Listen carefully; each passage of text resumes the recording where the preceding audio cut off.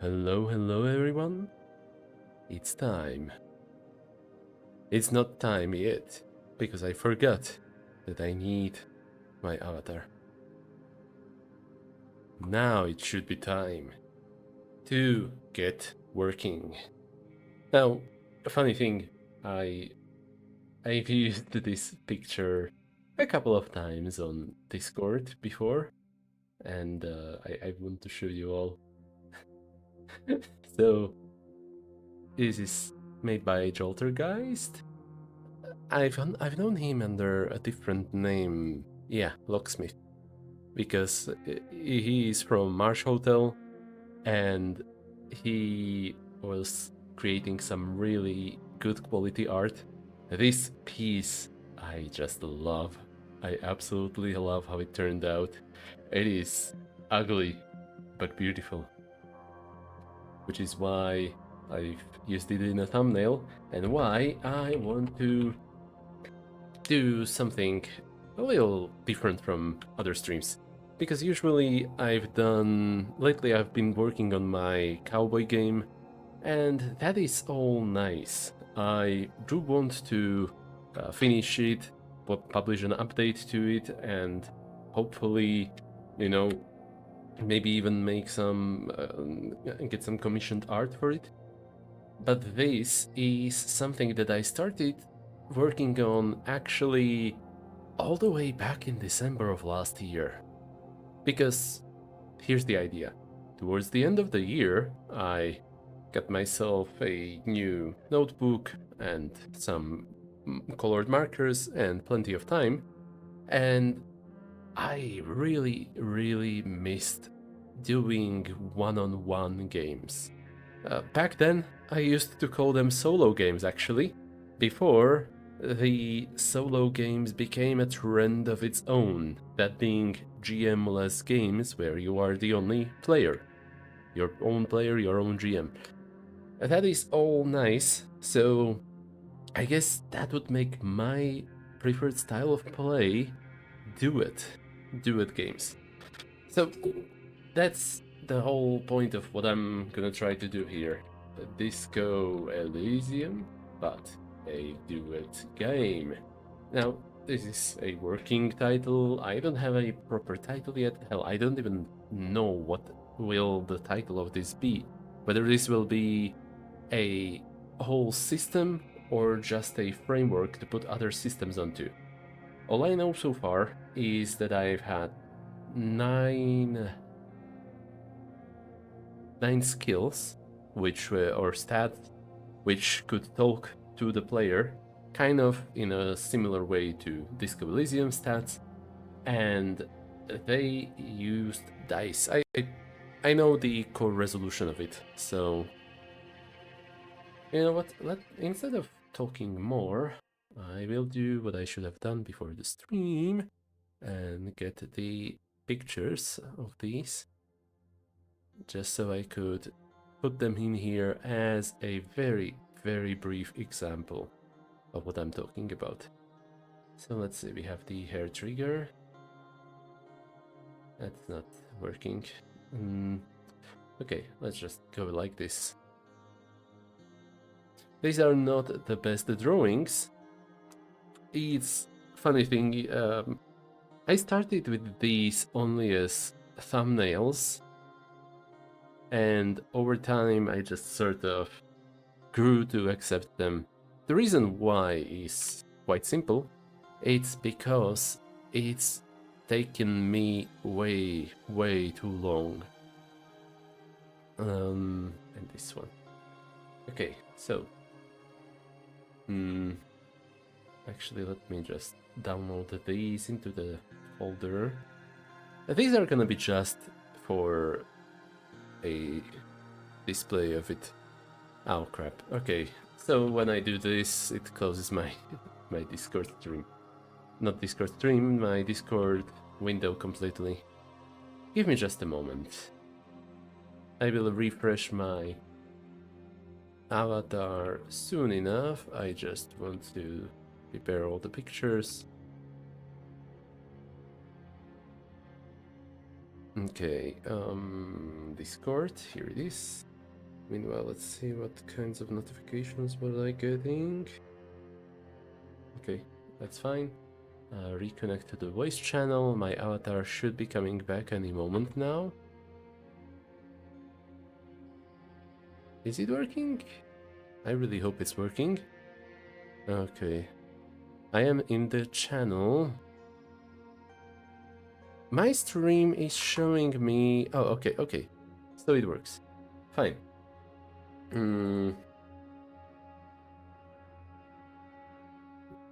Okay. I'm just gonna have to use the names so they have in the game itself. Air Trigger. Queen of Hearts. This is just for illustration purposes. White Knuckle. Cold Reading. Slipstream. Know It All. Word of Mouth. Sheep's Clothing. Okay.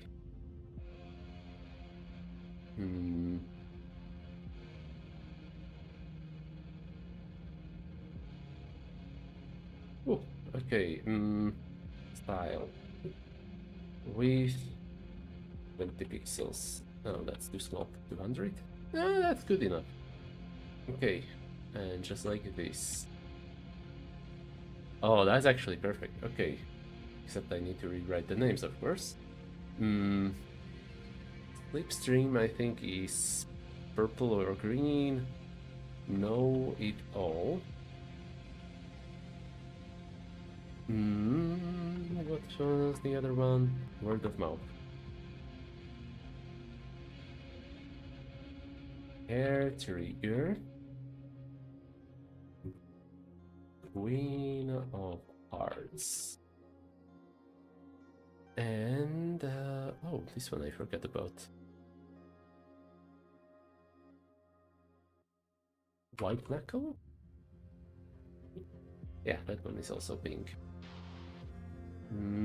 Finally, we have Looking Glass. Slipstream. And...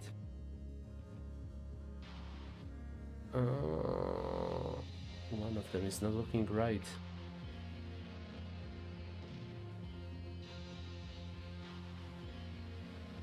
Cold Reading. Okay, two of them are not displaying. Why is that? Is there something missing? Oh, Looking Glass is PNG.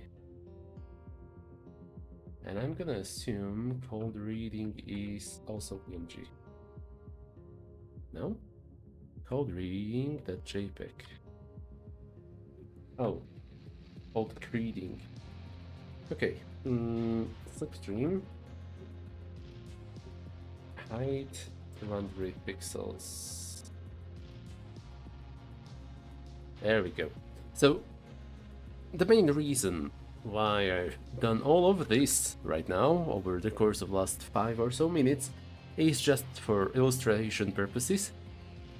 The big fun part of Disco Elysium for me is expressing the character using their skills. In this case, actually these are in the last row, not that it matters much, but it's just how I am used to looking at this. In this case, we are talking about a character I am a game master for in a game with JJ, because my thoughts are scattered, so let me rewind back, all the way back.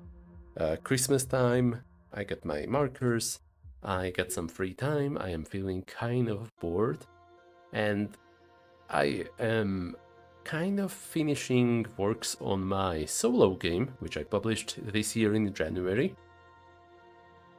So I feel like I want to try something else. A duet game, you know, a game with a single player and a single GM, and me being the GM.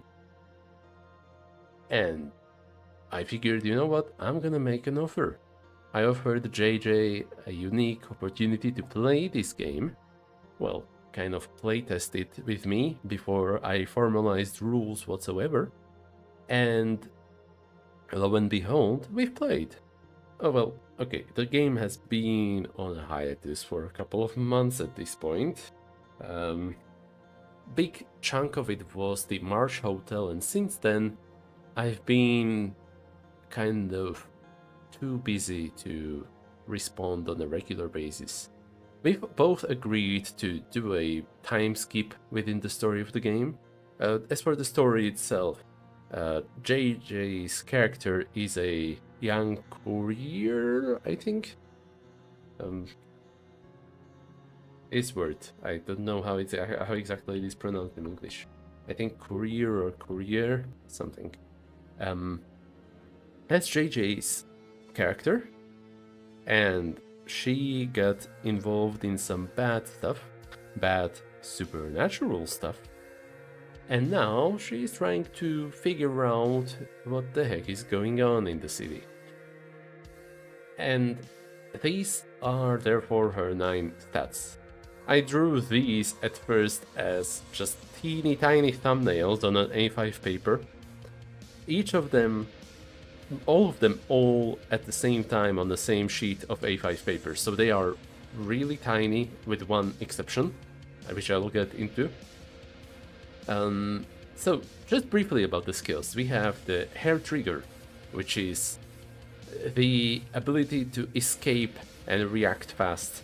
You know, is that if your base instincts are fight or flight, this one is definitely flight. Queen of Hearts is about charming your way into the hearts of people. You know, sweet talks and such. I'm having a bit of a hard time focusing with that music. It is good music, but I forget that it can get this intense. So Queen of Hearts, it's saying what they want to hear, something along those lines. White Knuckle, yeah, forgive my crappy drawing of an arm. White Knuckle is physical violence, and this is her weakest stat of all. Then there is also Looking Glass, which I redrew recently on my Discord server, the invite to which you can find in the description. Ooh. And it's only temporarily active. But moving on, this is the Looking Glass. It's about paying attention to supernatural stuff.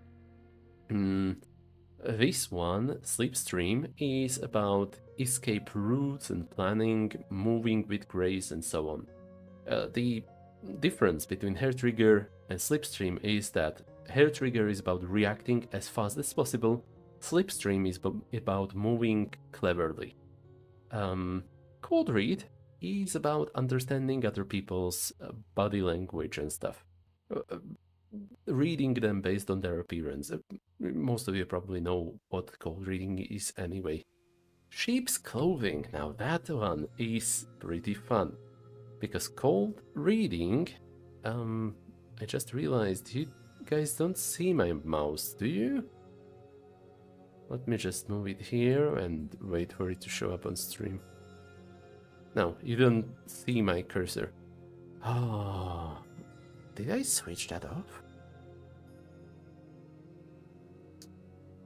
Show cursor. Boom. Show cursor, okay. So, now it should be able to be seen. Yes. Okay, so we have, in order, Hair Trigger, Queen of Hearts, White Knuckle, Looking Glass, Slipstream, Cold Read, Sheep's Clothing. This is about fitting in and about things that look fine together, look good together. Or, in other words, also, quite contrary, what doesn't fit in. Know-it-all is just encyclopedia, reciting knowledge, and word of mouth is about listening, rumors, stuff like that. I've had plenty of fun coming up with this skill set for JJ. I reckon that maybe a player could come up with their own skills, possibly, but I don't know who I should be tasking this, giving this task to when it comes to formalizing the rule set. I feel like maybe the GM should do it, but or maybe they could just do it together. Whatever. The point is just I don't want a static set of skills. That is the one thing that's bothered me when it comes to other disco-like games. Let's see, do I have any downloaded here? I believe I've had a copy of Jamais Vu, but I'm not sure if it's downloaded on this computer. Okay, yeah, there is a copy. I'll just show you the character sheet, and I kind of messed up. Hold on.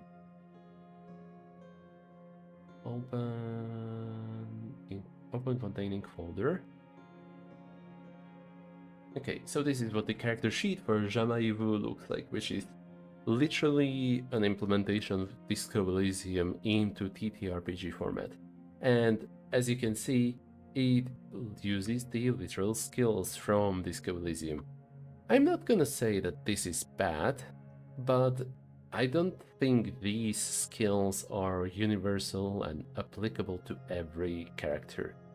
Especially stuff like Esprit de Corps, which is about your cop senses, and Inland Empire, I believe, could be also rather unique to Harry.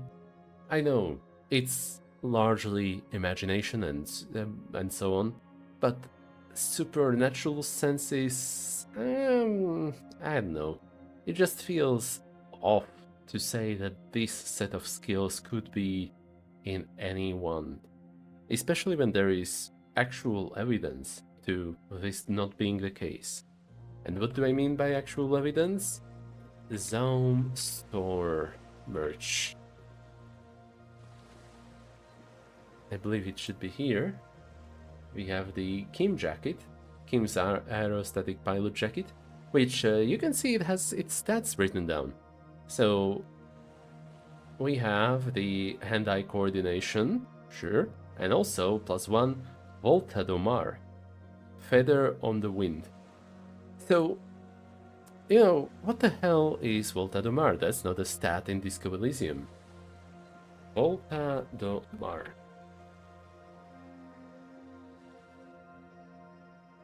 Volta Domar is a navigational technique perfected by Portuguese navigators during the Age of Discovery in the late 15th century, using the dependable phenomenon of the Great Permanent Wind Circle, the North Atlantic Gyre. This was a major step in the history of navigation when an understanding of winds in the Age of Sail was crucial to success. The European sea empires would not have been established without an understanding of the trade winds. In other words, I would interpret it as a navigation sense or something along those lines. Let me read the page description again. A feather on the wind. Yeah, something along those lines. Navigating using the wind. What I'm trying to say is that even within the same world, you have characters whose skills are different. And that I find incredibly cool. Which is why I want to represent that here, and which is why I've wasted 10 more minutes trying to explain myself on that. What's the core resolution? By the way, this is not me, not gonna be the final document of the thing. It is just my attempt at putting my thoughts into some more organized form. Okay, I've thought about the core resolution system here a lot, and what do I want out of it? I want more than one stat used at the same time, allowing for assistance somehow. And, pretty quick. This is roughly what I would want out of it. There is also like fail forward, but that is, as far as I can tell, mechanically um, optional, because you don't need your dice to tell you that you should fail forward. That should be a rules matter. This is about deciding whether you succeeded or failed or whatever.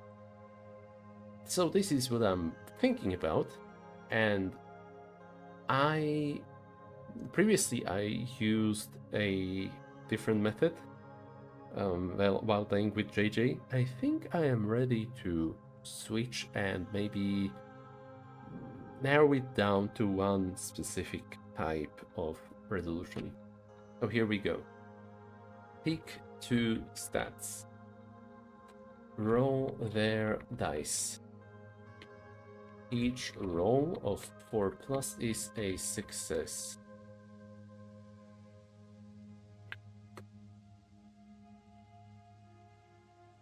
Easy tasks, or no, let's say normal tasks require 1 success, and hard tasks require 2 successes. That's the foundation of it, and as you can see, I have a big row of dice, which some of you might have figured out is gonna be the starting array of stats. So what does this do for us? These, previously when I started the campaign with JJ, I was really generous. I allowed JJ to start with a D12 in one of the stats, which I'm not gonna say that I regret, but after all the playtesting and such, it feels like a lot. And for this new core resolution system, I think it's not something that one should begin with. So in this new iteration, one would have to distribute 2 stats to be their lowest, 3 stats to be their highest, and 4 to be average. For example, if I were to play this character, I would probably put a D8 in sheep's clothing, looking glass, and slipstream. As for my weak stats, I think know-it-all and white knuckle, probably.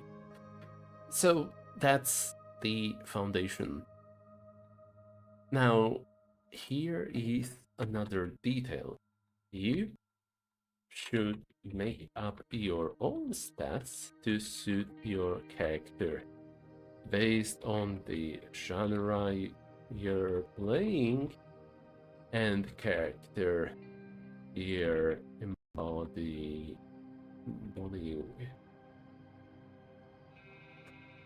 There's also one more extra detail about the core resolution, which I will get into right now. It's an idea I am still toying with. If you are getting assistance from another NPC or from a superpower, I'm not sure if it's gonna be called superpower, whatever, it's just power, you may roll 1 additional die defined by it.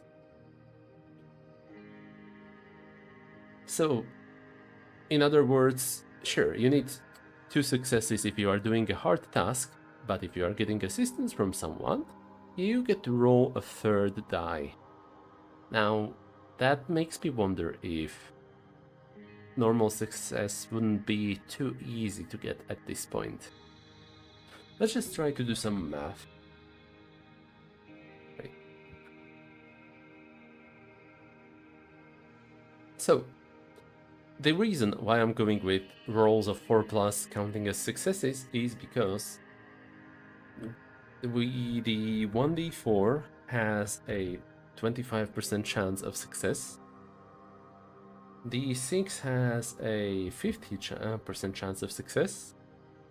The 8 has 0.625, I believe. The D10 has a 70% chance of success, and D12 has 0.75. So those are the probabilities we are playing with here. And what we need to do right now is figure out what are the chances that we will not get a single success out of rolling 2 dice. So let's see, can we make this a vector? I think so. Times, actually, times the same thing. 1 minus this. Actually, 1 minus that. No, I pressed enter too early. 1 minus that.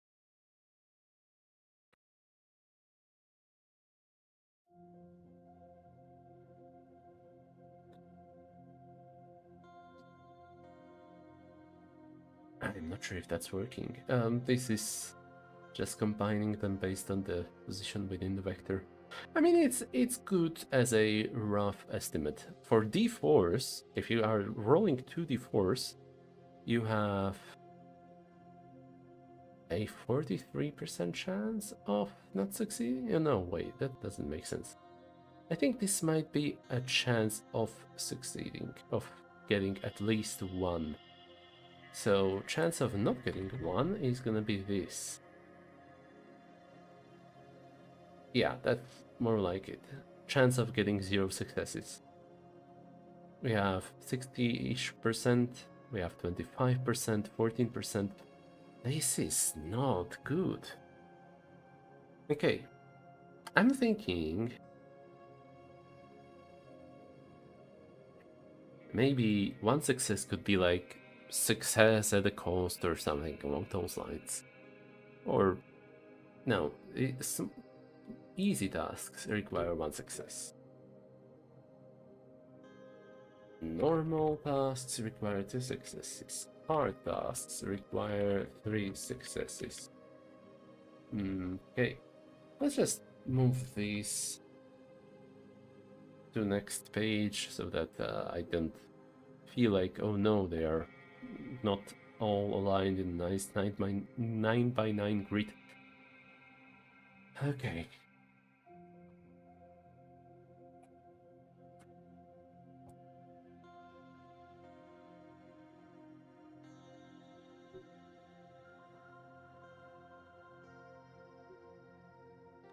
Okay, seems like JJ is back home, so that's nice.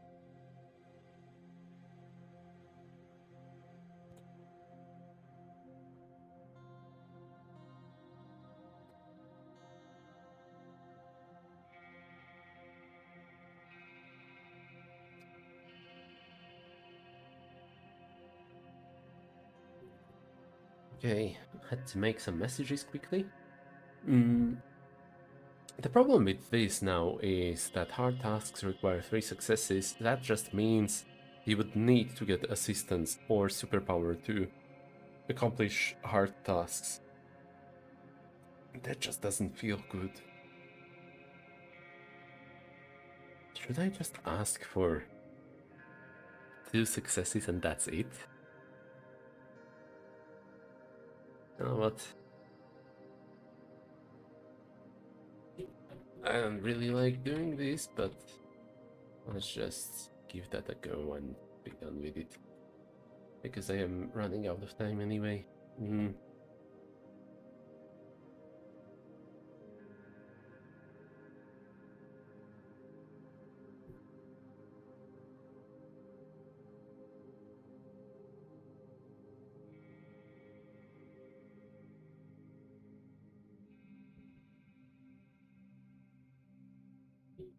Okay, let me just do some smart thing, the math, and in the meantime, have a look at the rest of this stuff.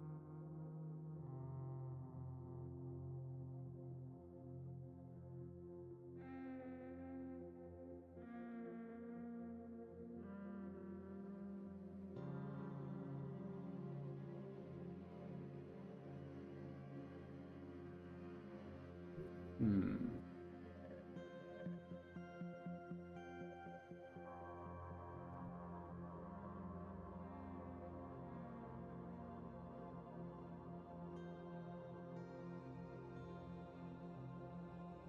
Okay, something like this. Now, I thought a whole lot also about the superpowers and such, because I do like the idea of a player having powers that they could use to their advantage.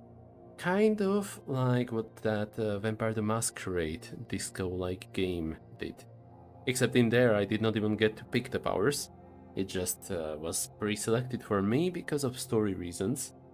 But aside from that, beside that point, I think something like that could be nice. And I'm thinking maybe each power could be related to one of the skills. So, or each power option. Now, before I get to that, I think I should probably write down my thoughts on stats.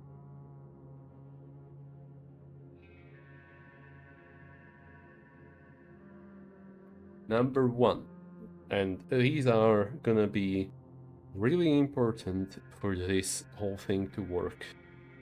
By the way, JJ is home. I have a bit of a program later on with him tonight, so I will be ending stream once he shows up. Until then, I am here and designing this game, or until I finish my final thought after he shows up in the chat. Let's just proceed. How to make up the stats. Number one, none of them should be just perception. Now, this is a thing that I made a bit of a mistake in, because Looking Glass is about noticing supernatural stuff. That sounds great on paper, and I also wanted this to be the stat that you would use to do supernatural things. The problem with it is just that, beside that, it hardly has any usage. It's just the supernatural stuff, the supernatural stat. And for the purposes of that game, it works well, but outside of it, I have mixed feelings. Same actually goes for the cold reading, because cold reading is just perception. You could also argue it is about persuasion, about understanding micro expressions of people and telling them what they want to hear, but I don't know. So none of them should be just perception. Also, none of them should have an explicit social function, which is also a rule that I broke with the Queen of Hearts, although one could argue that this is also about, like, romantic stuff, like having a sense of idealist self, inner idealist, who could tell you what is romantic, what is not, something like that, charmer, kindness. So, why these two rules? That is for a simple reason that I grew to learn over the course of playing multiple disco-like games. You are on your own in these games, buddy. And that means you have to persuade all the NPCs. You have to notice all the clues. Unless, of course, you would be handed an overpowered buddy who will be like, "Detective, I've noticed something in the grass over there." That's just...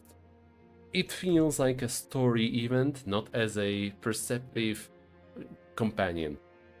You want to be the one perceiving the thing in the grass, not that guy. So, at least these two are the foundation. I'm trying to think if there's anything else I would drop out of these. I mean, in theory, I could also drop the know-it-all, but then what would I have to do with encyclopedic knowledge of random trivia and stuff?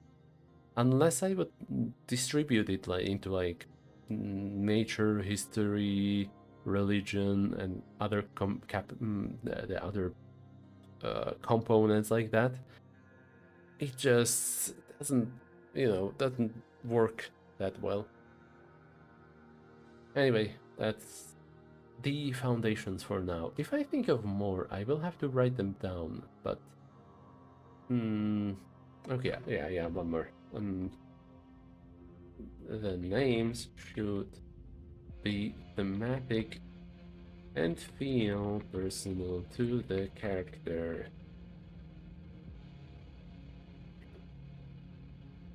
About the powers, a character should have no more than 3, well, let's say 4 powers. Ideally, I would say 3, but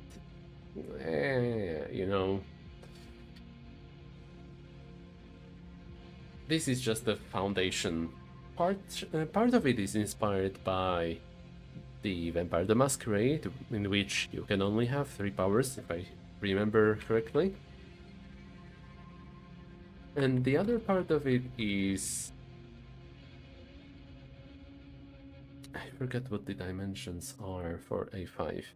I do prefer A5. I think I will be switching all my future works to the A5 format, because it's just so much more convenient to have it all on one page.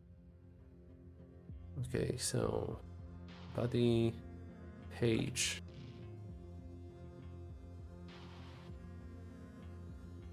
I don't feel like doing gray though. Or whatever, no, gray. Brown.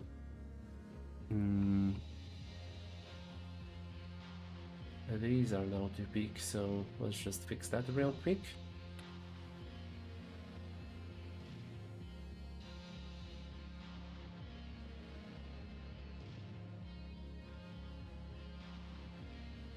I know that one of them is gonna be taller. Oh, that's still not enough.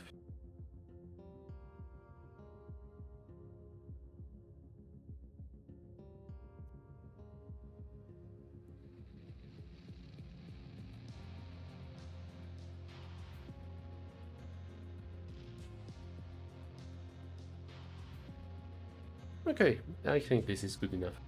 So, character who should have no more than 4 powers. It doesn't matter what exactly these powers are. The point is just to limit how many of them you've got. Also, I need to check out why the heck is there such a huge space. Margin, block, and...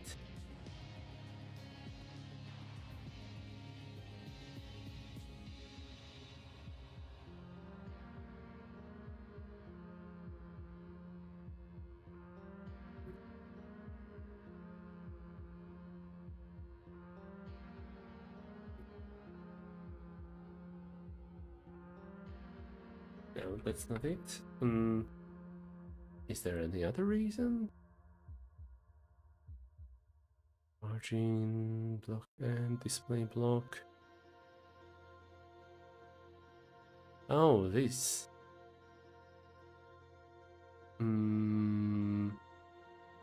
Margin block starts.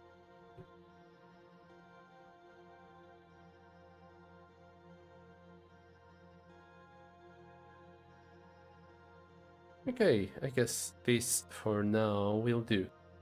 Hopefully.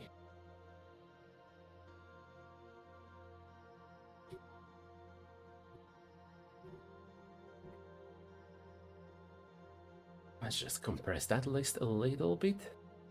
So, okay, what do we have? Allowing for assistance somehow? Check. We have a space for third die that you could roll, and depending on whether that is... whatever. Point is just you can roll 3 dice, that's fine. I don't know yet how I could have a small adjustment of difficulty here. Part of me wants to say that you would need 3 successes on some rolls, but without a power or an ally, that sounds impossible to reach. Unless I would like introduce a critical, you know, exploding skill dice. But you know what? Screw that. I don't want to do explosions in this specific game because I feel like that would take a bit way too long to resolve. Or way longer actually. It could take way longer. More than one stat used at the same time? Yes, we have that covered. Now, speaking of that, pick 2 stats, roll their dice. You could also pick one stat twice. I did not say it here, but by default you would just roll a single stat 2 times, and that could be it. But in character, I try to in the roleplay, I would chime in character, saying as another stat like, "Oh yeah, I could help you out with that." So for example, the player would try to, I don't know, get into some building, and White Knuckle would chime in and say, "Hey, I could help you lift up through over that wall if you would like me, if you would like that." Yeah. Requiring 3 successes, that sounds good on paper, but part of me just doesn't want to accept that. The other alternative would be requiring rolls higher than 4, maybe like higher than maybe 6 plus, you know? That would change the array of dice and the results quite a bit, and their numbers would get kind of ugly. I don't like that option, to be honest. But you know, it's an option worth considering. It is. Is it pretty quick? I would say so, but I am biased because you roll 2 dice and you check how many of them have a result of 4 or higher. I mean, that should be pretty quick to resolve. Not as quick as something like Blades in the Dark or hell, even Dungeons and Dragons, but it's also not super duper slow by adding up multiple dice. As for the fail forward, I think that should just be a narrative thing because I cannot really enforce that with dice.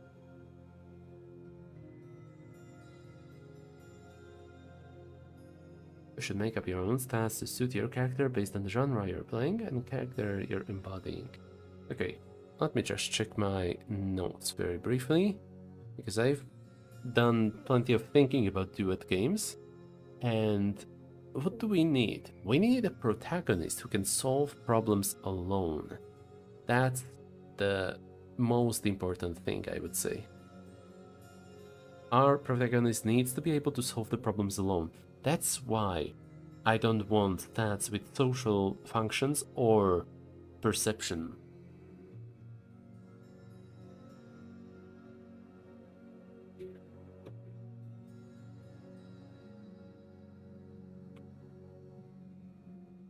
Can the protagonist survive bad luck? Now that is something that I will need to implement. Because they should be able to survive bad luck, and right now I don't have a method for that. I'm thinking like some kind of what's it called, Benny? Or screw it, inspiration, D&D style inspiration. You can re-roll dice. Or you can add 1 success to your roll. That could be fine. Okay, let's just make that into a separate thing. Benny's. Whenever you have a you can spend a Benny to turn a failed roll. Turn a roll of into a 4. You know, just enough for the thing. And that's as simple as it gets. No need for rerolls, because that's just gonna invite more bad luck. We will just have a penny to turn a roll into a 4, the lowest possible success. Not that it matters if it's high or low success. You can only spend a penny once per roll. Maybe.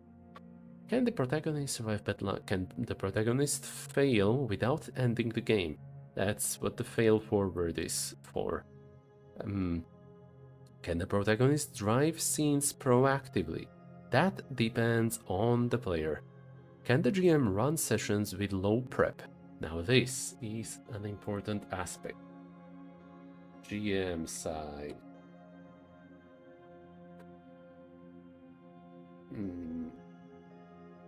We're gonna make oracles for generating content on the run.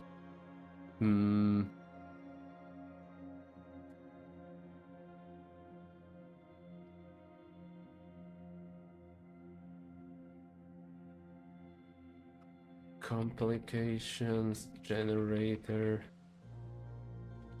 Pre-prepared materials. Something like this, at least for a start.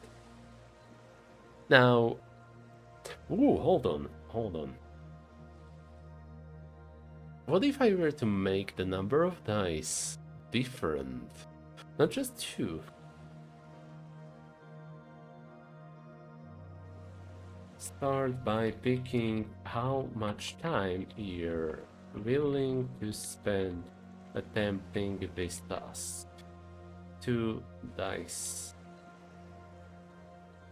2. Less than a minute. 3 is gonna be like 10 minutes. 4 is gonna be about 1 hour, and 5 is gonna be about 8 hours. Anything more than that should not be... Oh, hello, JJ. Anything above that should just not be a thing.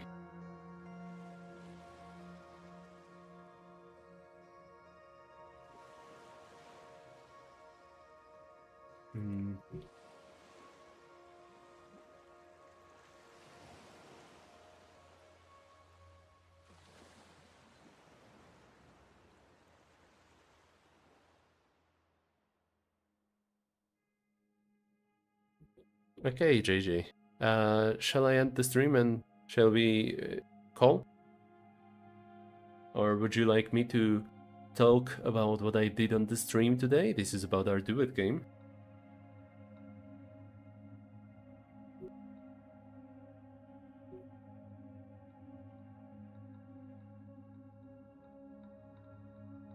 Talk about the stream. Alright.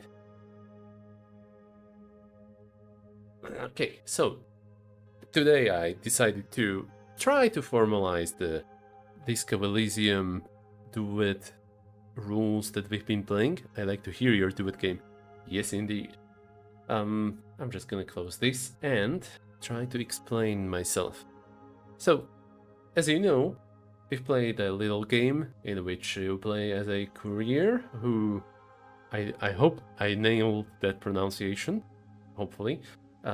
Courier whose job it is to investigate the mystery of what happened to her. I am keeping it vague on the stream on purpose. The point is this. I started with the core resolution, which I hoped to make pretty quick and also to allow failing forward. And I am reworking how that is gonna work. Basically, you start by deciding how much time you are going to spend attempting this task. I'm not sure if this is gonna be 8 hours or just 4 hours. I'm just spitballing here ideas for now. Actually, if that's gonna be the case,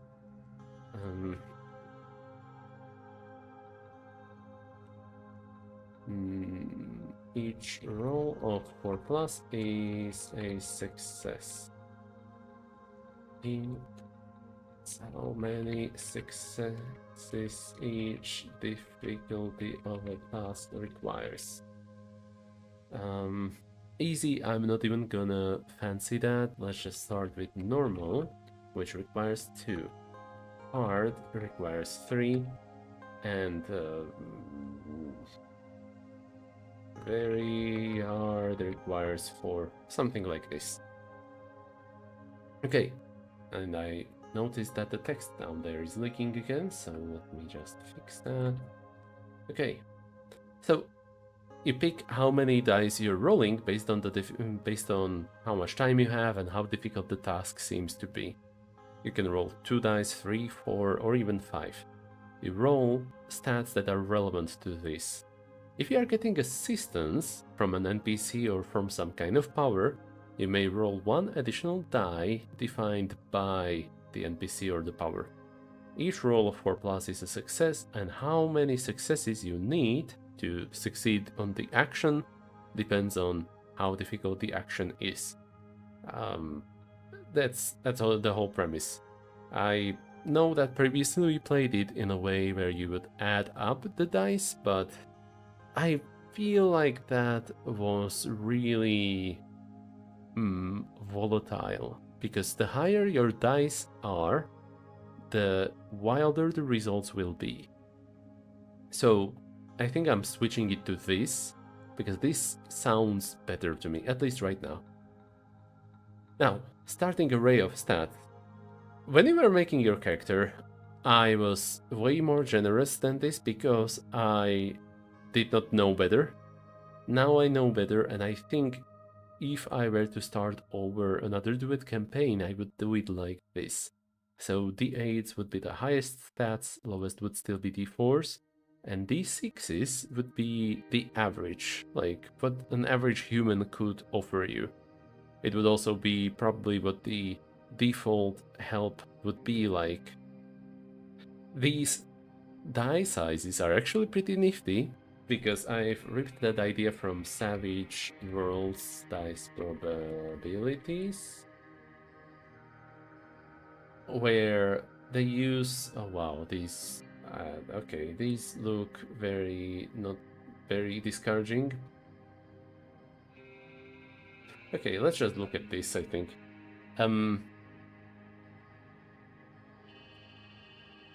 What I'm trying to say is, in Savage Worlds, a roll of 4+ is a success, a single success. And if you are rolling a d4, that means 25%.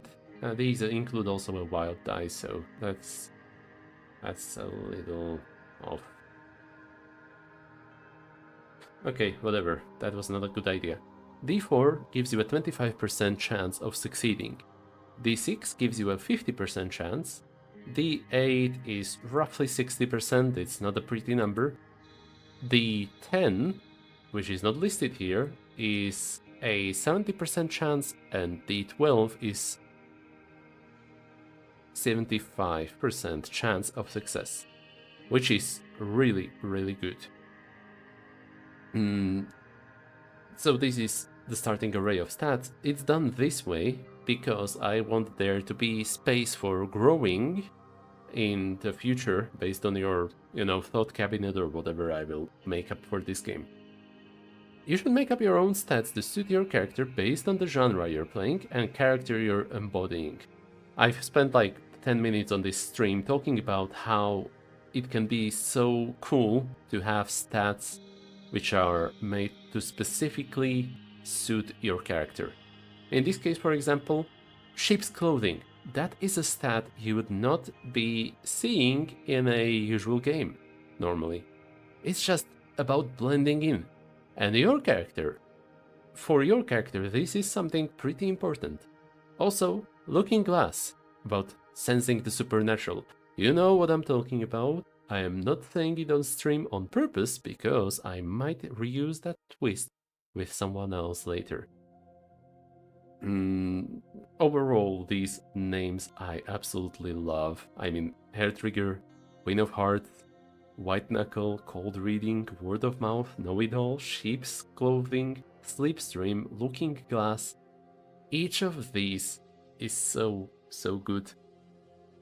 So that's what I'm trying to say here. And make up your own stats. Well, either the player could make them up, or the GM could make them up, or ideally, they would cooperate. How to make up the stats. This is crucial because I am leaving the 9 stats as blank as possible in this game. They could be filled in with anything, so I'm trying to make some limitations, and here you will see that I've learned some stuff about the game and how it should work in a tabletop adaptation. First of all, none of them should be just perception or an explicit social function. The reason for that is that you are working likely on your own. You might have an assistant, you might have a side buddy like Kim or Schnell, but if you don't notice it, the GM would feel kind of crappy making your companion notice it and point it out to you. Like, oh, you failed the roll? Hey, cleric, I just noticed that thing on the tree over there. It's pretty weird, huh? Or, detective, there's a thing in the grass. We should probably have a look at it. You know, it would suck. Same for social function. This is a solo, not solo, you are a solo player in this game. It's a duet game, one person is GM, one person is the player. And since the player is all alone, they will have to do all the talking. Which means there should be no persuasion or charisma type stat that would explicitly serve a social function as opposed to anything else, because you are gonna be doing all the talking. If you have charisma stat in there, you might as well pump it up, you know? That's at least how I feel. Like, perception and social functions should just be distributed across all the stats. And if we have a looky here, this is the thing that I've learned by playing with you, the game, which is Queen of Hearts is explicitly social. I mean, I literally cannot imagine using it out of the context of charming, being nice, seducing, and so on. While Looking Glass and Cold Reading are explicitly perception-based. Same here, I cannot imagine these two doing something beyond noticing stuff actively. Maybe they could assist another stat by doing perception in real time or something. And for the Looking Glass, I do remember that I wanted it to also be used for your superpowers, which we haven't talked about yet, but we will get to that eventually. The point is just, these 3 stats I feel are the weakest. This one, Know It All, I would say this also a little bit weak because it only spouts information at you, and if you need information, you can ask it. But yeah, having just one stat for information gathering information recall feels really weird. So I think maybe that could also be a limitation, to not have a single stat for information recall.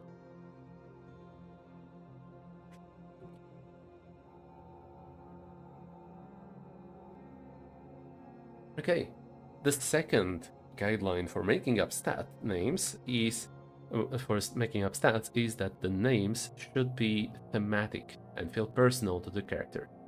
Because, okay, I've shown this previously. It's canon, even within the world of Disco Elysium. This is a merch store from the studio Zaun, and if you notice, this is Kim Kitsuragi jacket, of course. You get +1 hand-eye coordination and +1 Volta do Mar. What is Volta do Mar? Well, it's this here, navigational maneuver using the wind. His jacket! Indeed, it is his jacket. His legendary iconic orange jacket. So, one could assume that Volta de Mar is some kind of navigation skill that Harry has no indication of. Harry doesn't have this skill at all among his skills. Kim has. Kim has it. And I just love that. I love it when skills are unique to a character. Anyway, that's it for now. Just a couple more notes. A character should have no more than 4 powers. I would say 3 is an ideal limitation, but I don't want everyone to go that strictly. Like, I think 4 powers should be good enough. And I've talked about it previously, very briefly. If I were to do that, I would probably make up a couple of powers based on these skills that a character has and allow the player to pick them over the course of the play. Each power would be roughly associated with that skill. So, for example, sheep's clothing, I could imagine being invisibility or something like that, while the hair trigger could be about really fast reaction time, maybe even slowing down time or something. Something along those lines. The point is just to have only 4 powers or less in order to keep the player from being overwhelmed by massive amounts of magic. Like, I've played Duet games of Dungeons and Dragons years ago, and sure, back then I was a university student who didn't have much better stuff to do. I could memorize my whole spell list, I could memorize all the stuff that I needed to play, but I don't think I can expect that out of a regular player. Especially in a duet game. I want to streamline this and to make it as optimal for duet play as possible. Finally, a Benny, which is just a short for benefit. You can spend the Benny to turn the roll into a 4, you can only spend the Benny once per roll.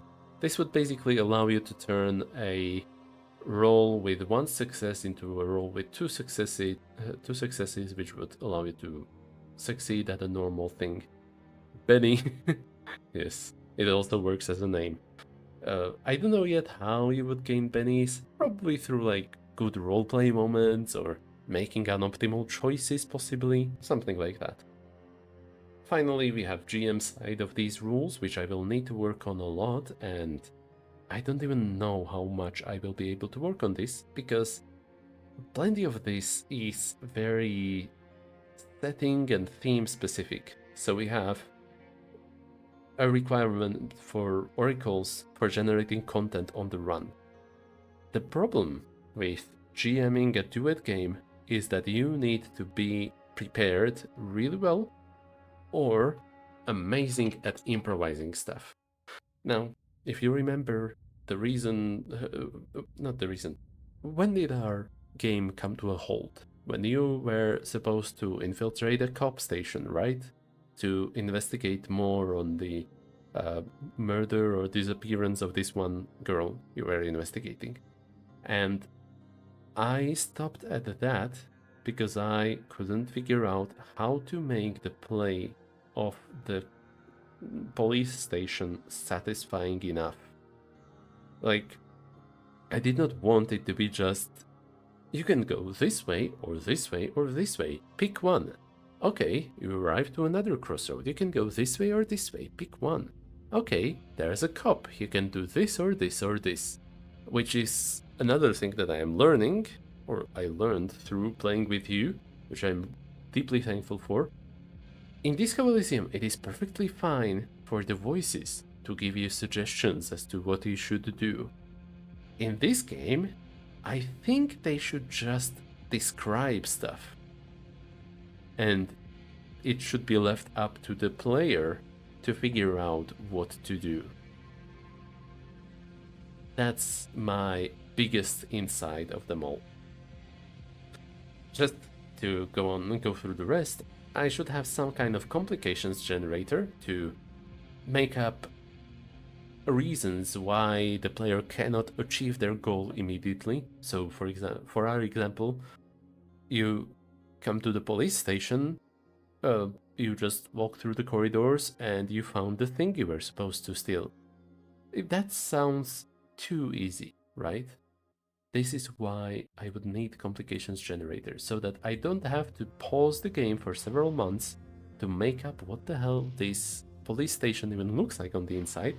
Instead, I could just make up complications on the run. That is at least the idea of it, the ideal solution. Also, pre-prepared materials, because GMing is hard. Making up everything from the ground up can be difficult. If I were to hand this to someone else, I would probably hope to add to it some stuff that would allow for easier running of the game.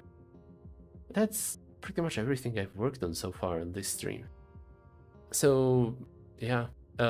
Any more thoughts, JJ?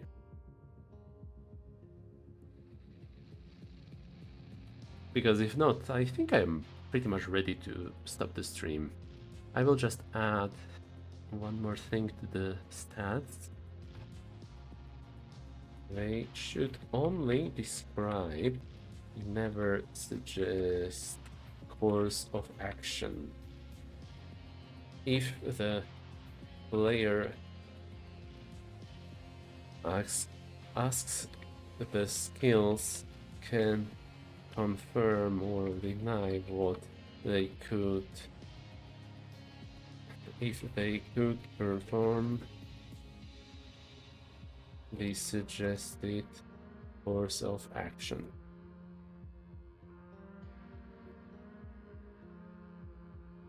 Nothing at the moment.